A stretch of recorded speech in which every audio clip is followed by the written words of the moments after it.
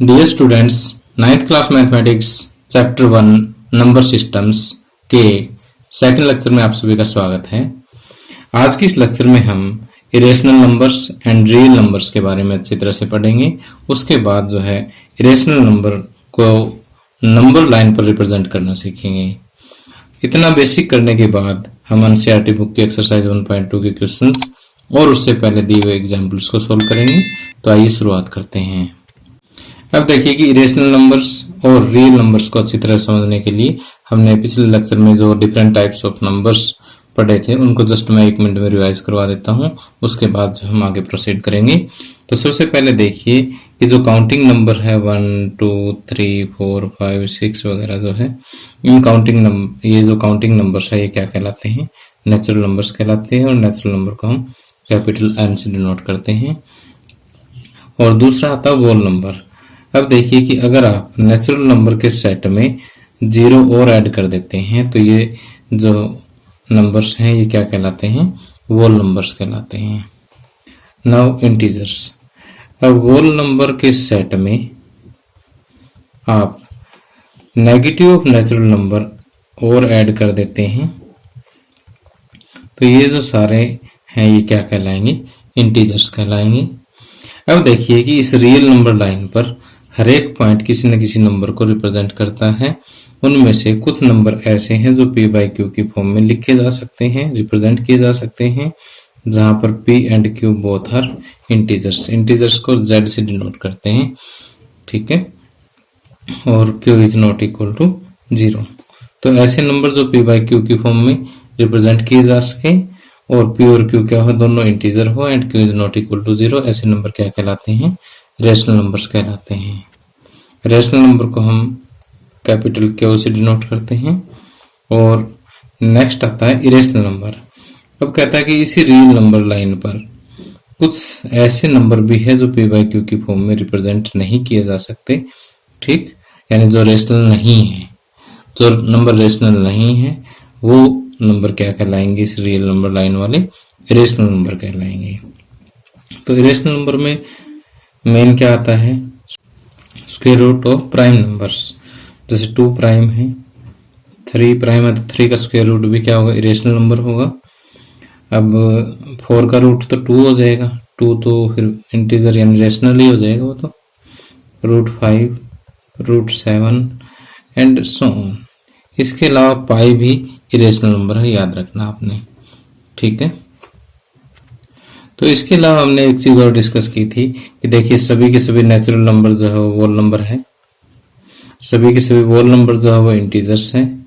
और क्योंकि इंटीजर्स भी सभी p बाई क्यू की फॉर्म में रिप्रेजेंट किए जा सकते डिवाइड बाई 1 करके, तो सभी के सभी इंटीजर्स भी जो है वो रेशनल नंबर्स हैं। लेकिन सभी के सभी rational number, every rational number जो है इंटीजर नहीं है। इसी तरह से एवरी इंटीजर यानी जो नेगेटिव इंटीजर है वो होल नंबर भी नहीं है। और एवरी होल नंबर जो है वो नेचुरल नंबर भी नहीं है, क्योंकि 0 जो है होल नंबर है लेकिन नेचुरल नंबर नहीं है। तो ये चीजें हमने पीछे भी डिस्कस कर ली थी, अब भी जरूरी है डिस्कस करना। तो अब देखिए कि रेशनल और इरेशनल नंबर, इन दोनों की डेफिनेशन बिल्कुल अपोजिट है। तो जो रेशनल है वो इरेशनल नहीं है, जो इरेशनल है वो रेशनल नहीं है। तो रेशनल नंबर क्या इरेशनल हो सकता है? नहीं हो सकता। क्या कोई इरेशनल रेशनल हो सकता है? नहीं हो सकता, ठीक। अब आता है रियल नंबर्स। Real numbers. अब set of rational number and irrational number, यानी रेशनल और इरेशनल सब मिलाकर के क्या बनते हैं? रियल नंबर्स बनते हैं। ओके। तो अब ये चाहे नेचुरल नंबर हो, होल नंबर हो, इंटीजर्स हो, ये तो सारे के सारे रेशनल है ही। तो ये सभी के सभी क्या है? रियल नंबर्स हैं, ठीक। अब देखिए कि in different type of numbers को अगर मैं आपको वेन डायग्राम से समझाऊं तो जैसे ये नेचुरल नंबर है, और नेचुरल नंबर किस में इंक्लूड है? होल नंबर में इंक्लूड है, ठीक। होल नंबर जो है वो सारे के सारे किस में आ जाते हैं? इंटीजर में आ जाते हैं। और सारे के सारे इंटीजर जो है वो किस में आ जाते हैं? रेशनल में आ जाते हैं, ठीक। रेशनल तक अलग है और इरेशनल एक अलग चीज है, ठीक। इरेशनल अलग चीज है। तो रेशनल और इरेशनल ये सब मिलकर के क्या है, रियल नंबर है। ओके, तो आप इस वेन डायग्राम से अच्छी तरह से सारी चीजें समझ गए हैं। अब देखिए कि इरेशनल नंबर के बारे में आपको एक खास बात और बताता हूँ कि इरेशनल नंबर का अगर आप डेसिमल एक्सपेंशन देखो ना, कि अगर √2 को आप सॉल्व करते रहो तो 1.41421365 और इसी तरह से आगे तक चलता रहेगा, कभी खत्म नहीं होगा। ये लास्ट में 3 डॉट लगाए है ना, इसका मतलब ये डेसिमल एक्सपेंशन कभी खत्म नहीं होगी और कभी रिपीट भी नहीं होगी। ठीक, तो इरेशनल नंबर की जो डेसिमल एक्सपेंशन है वो नॉन टर्मिनेटिंग है, कभी खत्म नहीं होने वाली, और नॉन रिकरिंग है, रिपीट भी नहीं होती है। इसी तरह से अगर आप पाई का मान देखो तो देखिए कि 3.14159 और ये देखिए आगे तक इसी तरह से चलता रहेगा और ये भी कभी खत्म नहीं होता। ठीक है, नॉन टर्मिनेटिंग है, नॉन रिकरिंग है। तो ये है इरेशनल नंबर्स की डेसिमल एक्सपेंशन, इस टाइप की होती है, आप याद रखेंगे, नॉन टर्मिनेटिंग, नॉन रिकरिंग। अब क्वेश्चन ये आता है कि ऐसे नंबर को हम रियल नंबर लाइन पे कैसे रिप्रेजेंट करें जब इस टाइप की डेसिमल एक्सपेंशन हो तो। ठीक है, अगर √2 आपको पता है तो नंबर लाइन पे, क्योंकि रियल नंबर है ये। ठीक है, रियल नंबर है तो रियल नंबर लाइन पे तो जरूर होगा ये, लेकिन √2 को हम रियल नंबर लाइन पे शो कैसे करें, अब क्वेश्चन ये आता है। तो अभी आगे हम इसी चीज को शो करेंगे। तो देखिए हमारे एनसीईआरटी बुक का एग्जाम्पल नंबर 3 है कि लोकेट √2 ऑन नंबर लाइन। √2 को नंबर लाइन पर लोकेट करना है, तो इसके लिए हमने यहाँ पर एक लाइन ड्रा करनी है और इसको नंबर लाइन बनाने के लिए यहाँ पर आप किसी भी पॉइंट को आप 0 मान लें। ठीक, और कोई अपनी मर्जी से कोई भी अपना एक स्केल लेकर के उसको 1 मान सकते हैं। ठीक, यहाँ पर इसको उतना ही बड़ा लेकर के, जैसे यहाँ पर मैंने ये आइडिया ले लिया था कि 3.5 सेंटीमीटर जो है वो 1 है, तो आगे 7 सेंटीमीटर पे दूसरा आ जाएगा। यहाँ पर 2 है। ठीक, और इसको थोड़ा सा आगे और आप बढ़ा सकते हो। ठीक है, स्केल की हेल्प से बढ़ाना आपने। ठीक, तो ये नंबर लाइन होगी हमारी। अब बात ये आती है कि इस पर √2 को कैसे लोकेट करें, कि अगर मेरे पास कोई √2 इतनी लेंथ हमें मिल जाए तो मैं उतना ही यहाँ पर ये कंपास खोल करके उस √2 के बराबर माप करके यहाँ 0 पे करके और आगे यहाँ पर कहीं ना कहीं इस पे एक आर्क लगा दूंगा और वो √2 होगी। लेकिन अब क्वेश्चन ये आता है कि √2 लेंथ लाए कहाँ से। उसके लिए जो है आप देखिए कि यहाँ पर हमारे पास ये यूनिट लेंथ तो है ही, 1 लेंथ तो है हमारे पास। तो अब हम ऐसा करते हैं कि जहां पर ये 1 वाला जो पॉइंट है ना, यहाँ पर हम एक परपेंडिकुलर ड्रा करते हैं। तो आप यहाँ पर डी या सेट स्क्वायर की हेल्प से आप यहाँ पर एक परपेंडिकुलर ड्रा कर सकते हैं। अब देखिए कि जितना हमने यहाँ पर ये लेंथ लिया है ना, यूनिट लेंथ, उतनी लंबी आपने क्या करना है, प्रकार खोलनी है, कंपास खोलनी है। ठीक, और यहाँ पर 1 पर प्रकार की नोक रख करके ऊपर आपने एक आर्क लगा देनी है। ठीक, अब देखिए कि यहाँ पर ये यूनिट की ये लेंथ कितनी है, 1 यूनिट, और ये भी हमने कितना ले लिया, 1 यूनिट, और ये एंगल कितने डिग्री का है, 90 डिग्री का है। तो अब आप यहाँ पर इन दोनों पॉइंट्स को मिला दीजिएगा। ठीक, तो अब देखिए कि इस पॉइंट को मैं नाम दे देता हूं O, इसको नाम दे देता हूं A, इसको नाम दे देता हूं B। ठीक, तो ये OAB ये क्या होगी, राइट एंगल ट्राइंगल होगी। क्या होगी, राइट एंगल ट्राइंगल होगी। तो इस राइट एंगल ट्राइंगल पर अगर हम पाइथागोरस थ्योरम लगाएं तो पाइथागोरस क्या कहता है कि जो हाइपोटेन्यूज है वो किसके इक्वल है, base square plus perpendicular square under the root. Okay, base भी 1 है, परपेंडिकुलर भी 1 है, तो 1 का स्क्वायर 1, अगेन 1 का स्क्वायर 1 अंडर द रूट। तो यह हाइपोटेन्यूज कितना हो गया, √2। तो देखिए समस्या सॉल्व होगी ना, आपको √2 लेंथ चाहिए थी और यहां से यहां तक O भी जो है वो √2 ही तो है, तो यहां से O भी लेंथ आप मेजर कर लेंगे। ठीक, ये अब जो हमारे प्रकार जो खुली हुई है, कंपास जो खुला हुआ है वो √2 लेंथ का है। अब ये ओ को आप ओरिजिन मानिए और एक आर्क लगा दें। ठीक, ये आर्क जहां पर जाकर के मिलेगी, ये जो पॉइंट है ये √2 है। ये क्या है? √2। अब देखिए कि जो हॉरिजॉन्टल लाइन है इसको मैं नाम दे देता हूं x'(O'(x). ठीक, और अब देखिए कि ये फिगर के साथ साथ आपने इसके बारे में थोड़ा सा लिखना भी पड़ेगा ताकि एग्जामिनर को समझ में आ जाए कि स्टूडेंट ने क्या किया है। तो सबसे पहले हमने क्या किया था कि एक हॉरिजॉन्टल लाइन x'(O'(x) जो है हमने ली। तो सबसे पहले draw a horizontal line x'(O'(x). ठीक, अब O को हमने इसका ओरिजिन ले लिया। O को क्या ले लिया? ओरिजिन ले लिया, जो कि 0 को रिप्रेजेंट करता है। कि take O as origin to represent 0।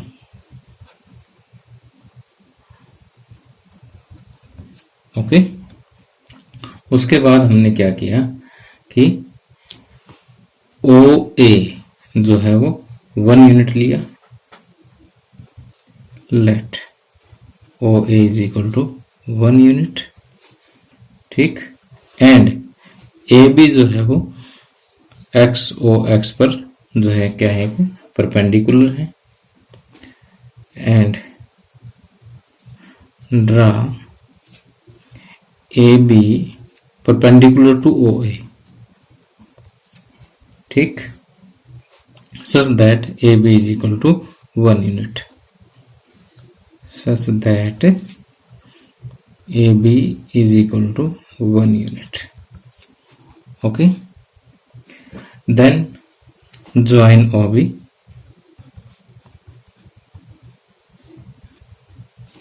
ठीक, now OB is equal to 1 square plus 1 square under the root, यानी 1 plus 1 under the root यानी √2। ओके, अब देखिए उसके बाद हमने क्या किया कि OB को हमने रेडियस लिया था और O को सेंटर लेकर के हमने एक आर्क लगाई थी जो कि x और x को किसी बिंदु लेट P पर कट करती है। ओके, तो ये बिंदु पॉइंट P जो है ये किसको रिप्रेजेंट करता है? √2 को रिप्रेजेंट करता है। तो इसी चीज को हमने लिखना है कि with centre O, with centre at O and OB as radius, OB as radius, draw an arc which meet x'(OX) at point, किस पॉइंट पे मिलती है? P। ओके, देन तब क्या होगा कि OB जो है वो OP के बराबर होगा। OB is equal to OP which is equal to √2। Okay, और so point P represents √2। Okay, तो यहाँ पर देखिए मेन बात तो आपको फिगर बनाना आना चाहिए कि पहले नंबर लाइन लेनी है, फिर ये 1 यूनिट, फिर ये 1 यूनिट, तो ये √2 हो जाएगा। इतना माप करके यहाँ पर आपने एक आर्क लगा देनी है। ओके, अब हमारा नेक्स्ट क्वेश्चन है कि लोकेट √3 ऑन नंबर लाइन। √3 को नंबर लाइन पर लोकेट करना है, तो हम पहले की तरह से हम x'(O'(x) एक हॉरिजॉन्टल लाइन लेते हैं। अब O जो है वो 0, यहाँ पर मैं O लिख देता हूँ, ये 0 है, और ये 1, ये 2। ठीक। अब 1 वाला जो पॉइंट है इसको हम ए ले लेते हैं। ठीक। तो √3 को रिप्रेजेंट करने के लिए पहले तो √2 वाला प्रोसेस एज इट इज हमें करना पड़ेगा कि पॉइंट ए पर हम एक परपेंडिकुलर ड्रा करेंगे। ठीक है, पॉइंट ए पर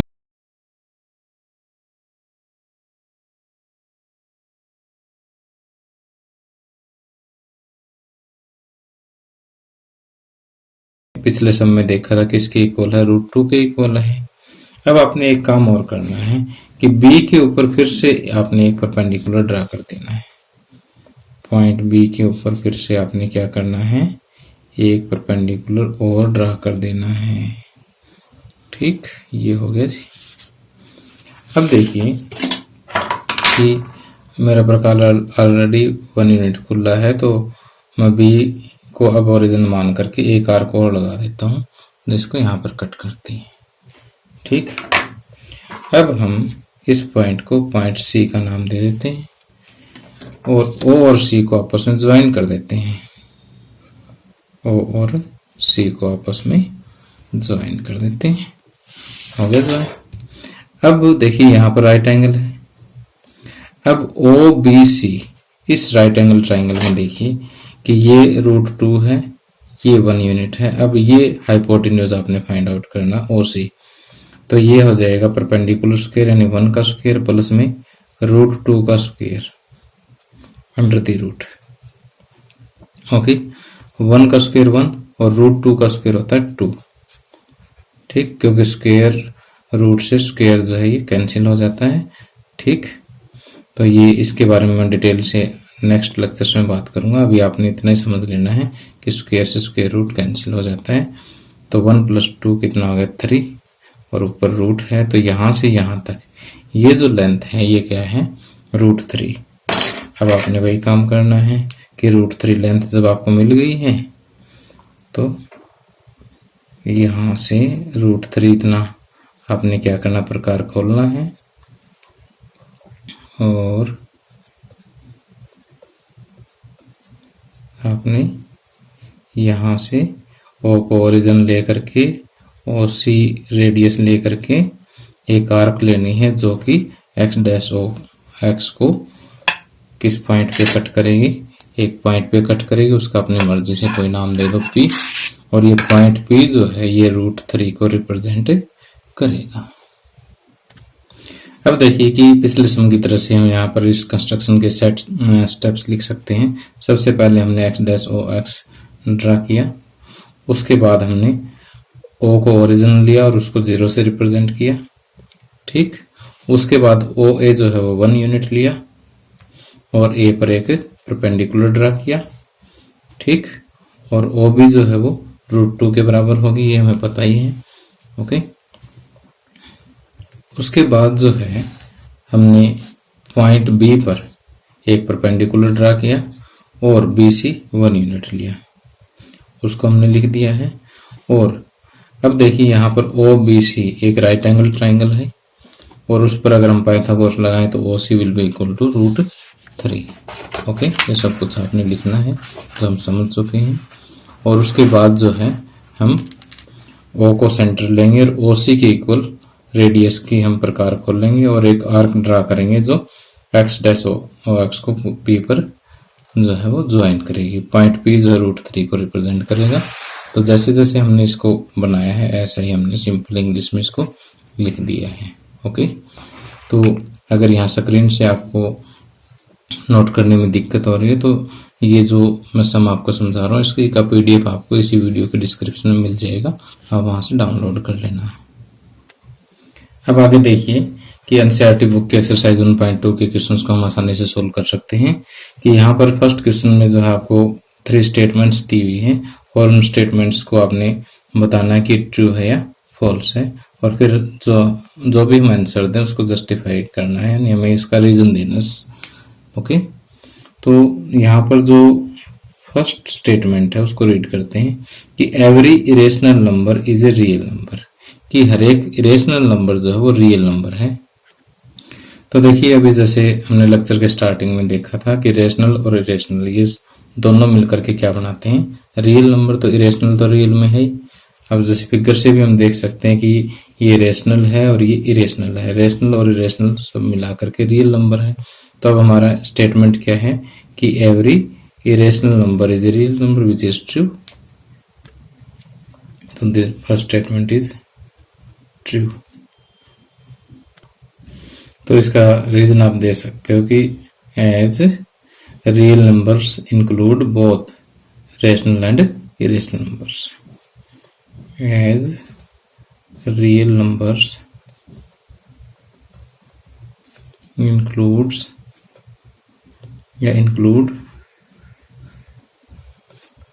both rational and irrational number। irrational and rational number।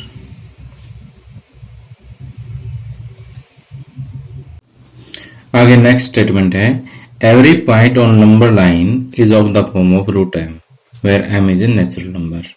कहने का मतलब ये है कि अगर हमारे पास ये एक नंबर लाइन है तो इस नंबर लाइन पे हर एक पॉइंट जो है वो रूट एम की फॉर्म में होगा। और एम यहाँ पर क्या है, नेचुरल नंबर है। मीन्स कि यहाँ का हर एक पॉइंट जो है रूट 1, रूट 2, रूट 3, रूट 4 इस फॉर्म में हम एक्सप्रेस कर सकते हैं। तो देखते हैं कि ये बात ट्रू है कि फॉल्स है। तो जैसे मान लेते हैं कि ये 0 है, रूट 1 मीन्स 1, तो यहाँ पर कहीं हम 1 मान लेते हैं। ठीक है। रूट 2 का मतलब है कि 1.414 समथिंग ऐसा कहीं आएगा कि रूट 2 की जो अप्रोक्सीमेट वैल्यू है वो कितनी होती है 1.414। रूट 3 की 1.732 कुछ ऐसा होगा। रूट 4 फिर 2 आ जाएगा। ठीक। तो अब देखिए कि नेचुरल नंबर के रूट तो यही है, लेकिन रूट 1 और रूट 2 यानी 1 और 1.414 के बीच में भी इनफाइनाइट पॉइंट हम लगा सकते हैं। तो यहाँ पर भी आपको इनफाइनाइट रियल नंबर मिलेंगे। तो ये जो नंबर हैं ये square root of natural number के रूप में हम एक्सप्रेस नहीं कर सकते। इसके अलावा और भी देखिए कि 0 से पहले जैसे पॉइंट आ जाते हैं कि -1, -2 वगैरह। अब कोई भी नेगेटिव नंबर जो है किसी नेचुरल नंबर का स्क्वायर रूट हो ही नहीं सकता। ठीक है। तो ये स्टेटमेंट जो है पूरी तरह से फॉल्स है। तो जो सेकंड स्टेटमेंट का हम आंसर लिखेंगे that is false. Okay. Reason में आप ये लिख दीजिए कि जैसे जो नेगेटिव रियल नंबर्स हैं वो किसी नेचुरल नंबर का स्क्वायर रूट नहीं हो सकता।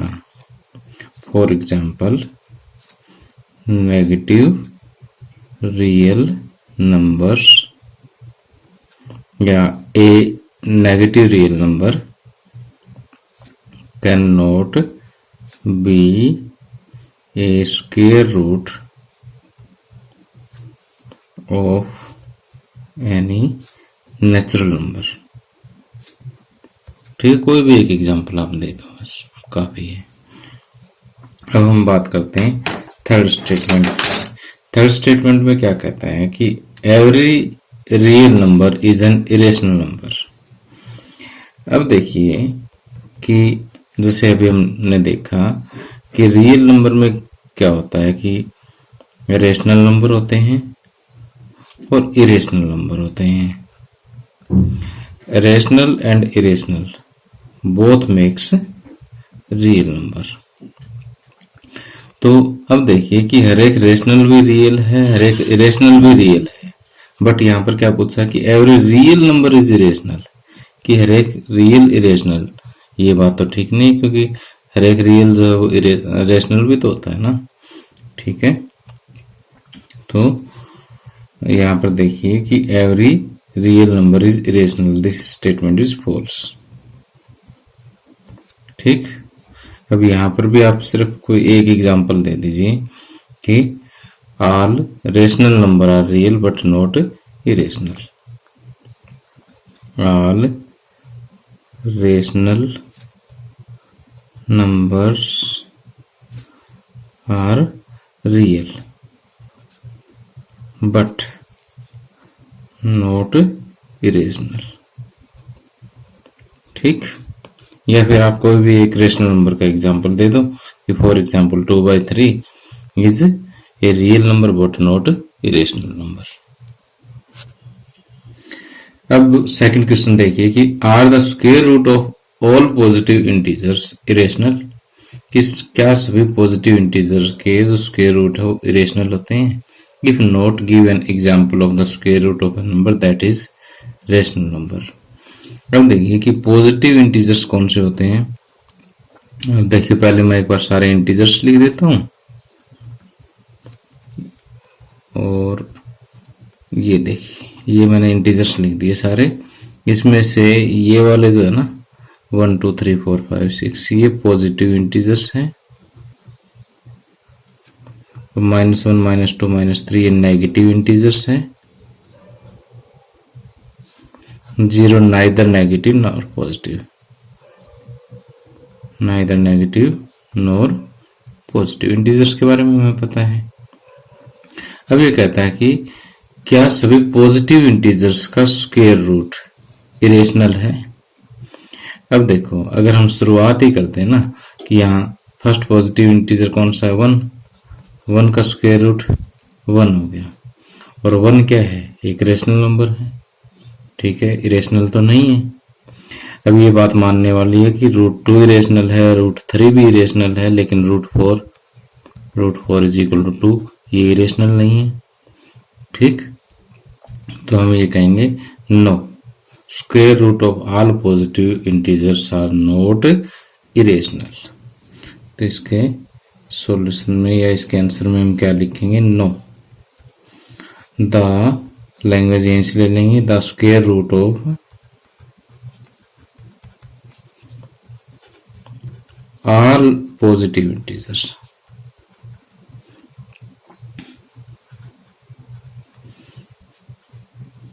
Are not irrational. For example square root of 1 is equal to 1, square root of 4 is equal to 2, square root of 9 is equal to 3 etcetera. बस अब देखिए इस एक्सरसाइज का third sum, show how √5 can be represented on the number line, कि √5 को आप number line पर कैसे रिप्रेजेंट कर सकते हैं। तो जैसे अभी हमने एग्जांपल में √2 एंड √3 को रिप्रेजेंट किया था, उसी तरीके से हम √5 को भी रिप्रेजेंट कर देंगे। अब देखिए कि √5 को नंबर लाइन पर रिप्रेजेंट करने के लिए मैंने यहाँ पर x'(OX)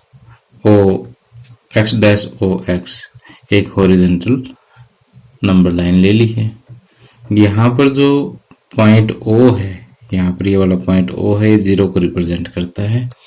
और अब इस पे मैं अपनी मर्जी से कोई भी प्रकार खोल करके, जैसे ये 1 यहाँ से जैसे इतना 1 यूनिट ले लेता हूँ, ये 1 यूनिट है, ये 2 यूनिट है, आगे ये 3 यूनिट, ओके। तो 0 1 2 3, ओके। अब देखिए कि सोचने वाली बात है कि √5 को हम नंबर लाइन पर कैसे रिप्रेजेंट करें। तो √5 जो है वो 2² + 1² अंडर द रूट, ये √5 के इक्वल होता है। देख लीजिए 2 का स्क्वायर 4, 1 का स्क्वायर 1, 4 + 1 5, 5 का ऊपर रूट है, ठीक है। तो देखिए कि यहाँ पर मैं ये 2 यूनिट ले लेता हूँ, यहाँ पर एक परपेंडिकुलर 1 यूनिट का ले लेता हूँ, तो एक राइट एंगल ट्रायंगल बन जाएगी ना 2 और 1 की, ठीक। और उसका जो हाइपोटेन्यूज है ये √5 का होगा बस। तो हमने क्या करना है कि जहां पर 2 है इस पॉइंट को मैं A ले लेता हूं और पॉइंट A पर जो है एक परपेंडिकुलर ड्रा कर देता हूं। और ये लीजिए परपेंडिकुलर ड्रा मैंने कर दिया है यहाँ पर। और इस परपेंडिकुलर पे भी मैंने 1 यूनिट ही लेना है। देखिए प्रकार अभी भी 1 यूनिट ही खुला है मेरा। तो यहाँ से मैंने A को सेंटर मान करके 1 यूनिट जो है यहाँ पर एक आर्क लगा दी है। और इस पॉइंट को हम पॉइंट C का नेम दे देते हैं, ठीक। नाउ ओ एंड सी को आप ज्वाइन कर दें। ओके, ओ एंड सी को आप क्या कर देंगे, ज्वाइन कर देंगे। अब देखिए कि ये 2 यूनिट है, ये 1 यूनिट है, तो ओ सी कितना हो जाएगा, 2 square plus 1 square under the root, Pythagoras लगा दिया मैंने, 4 + 1 अंडर द रूट, यानी ये √5 के इक्वल होगा। अब √5 के इक्वल हो गया तो ओ सी को आप रेडियस मान लो, ओ सी को आपने क्या माना, रेडियस। ओके, और ओ को सेंटर मान करके एक आर्क ऐसे लगाएंगे जो एक्स डैश जो हमारी हॉरिजॉन्टल लाइन है उसको कट करें, और जिस पॉइंट पे कट करती है उस पॉइंट को हम पॉइंट पी का नाम दे देंगे, और ये पॉइंट पी जो है √5 को रिप्रेजेंट करता है। ठीक, इसके लिए लैंग्वेज आप पीछे जो मैंने एग्जाम्पल बताए हैं वहां से आप नोट कर सकते हैं, और बाकी आपकी सुविधा के लिए जो है इसका PDF नोट्स जो है आपको इसी वीडियो के डिस्क्रिप्शन में मिल जाएगा। अब देखिए कि इस एक्सरसाइज के बिल्कुल लास्ट में जो 4th है वो कोई क्वेश्चन नहीं है, वो एक आपके क्लासरूम एक्टिविटी है। इसमें आपको एक स्क्वायर रूट स्पाइरल बनाना है। स्क्वायर रूट स्पाइरल में क्या होता है कि जैसे हम पहले √2 √3 रिप्रेजेंट करते हैं, ये सभी आपने एक ही फिगर पर रिप्रेजेंट करने हैं। तो देखिए कि जैसे 0 1 2 ये एक नंबर लाइन आपके पास है, मैं 1 पर एक परपेंडिकुलर ड्रा कर देता हूं। ठीक, पहले हम यहाँ पर √2 को रिप्रेजेंट करेंगे, जैसे 1 यूनिट है तो मैं यहाँ पर 1 यूनिट कट कर लेता हूँ। तो ये सारा काम मैं फटाफट करता हूँ क्योंकि हम ये पहले कर चुके हैं। ठीक है,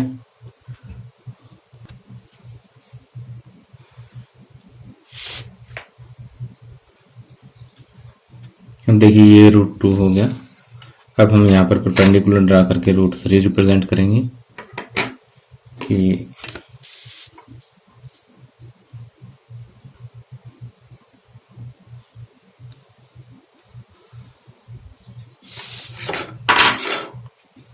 फिर हमने 1 यूनिट लिया,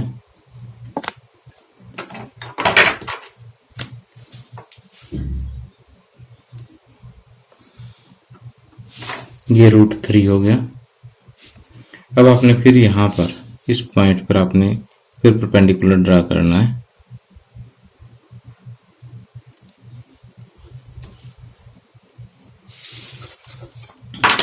परपेंडिकुलर ड्रा करने के बाद देखिए यहाँ पर 1 यूनिट फिर से आपने कट करना है।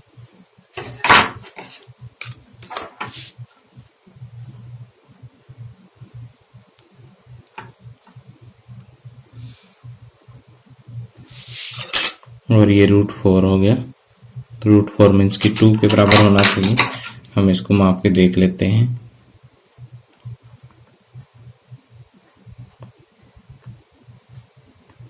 ये देखिए बिल्कुल √2 पे आता है, √4 जो है ये 2 पर आता है। ठीक उसी तरह से आपने आगे इसी को आगे बढ़ाते जाना है, फिर परपेंडिकुलर ड्रा करना है। ओके, और 1 यूनिट फिर से इस पे कट करना है।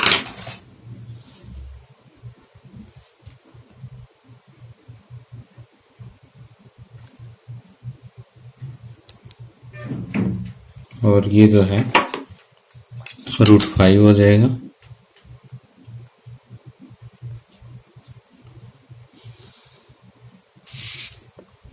और इसी तरह से आपने आगे बढ़ते जाना है। अब देखिए इस तरह से आकृति क्या होती जाएगी, खुली होती जाएगी।